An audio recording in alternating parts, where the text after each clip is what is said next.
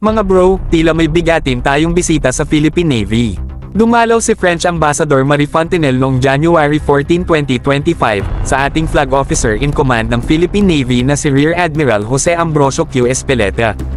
Naganap ang courtesy call na ito sa Navy Headquarters, at hindi lang simpleng pakitang gilas, may usapang bigatin na talagang nagpapainit ng interes sa ating mga defense enthusiasts. Highlight ng meeting. Siyempre, cooperation initiatives. Ayon kay Ambassador Fontenelle, magiging bahagi ang Clemenceau 25 French Carrier Strike Group sa operation sa Indo-Pacific.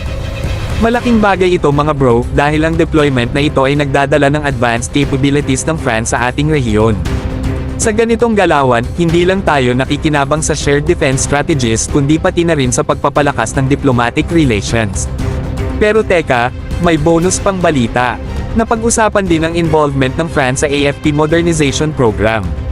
Mukhang handang tumulong ang France sa pagpapalakas ng ating defense capabilities, at baka nga may mga state-of-the-art military tech ang kanilang i-offer. Malinaw na gusto nilang maging active partner ng Pilipinas pagdating sa seguridad at stability ng rehiyon. Mga bro, bakit mahalaga ito?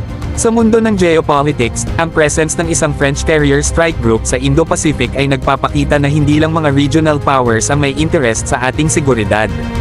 Ipinapakita nito na handang tumulong ang global powers tulad ng France sa pagpapalakas ng ating maritime defense at pagprotekta sa ating mga karagatan. Next steps. Siyempre, follow through sa commitments. Mahalaga ang alignment ng priorities ng France at ng Philippine Navy para masigurado na ang cooperation na ito ay magbubunga ng konkretong resulta.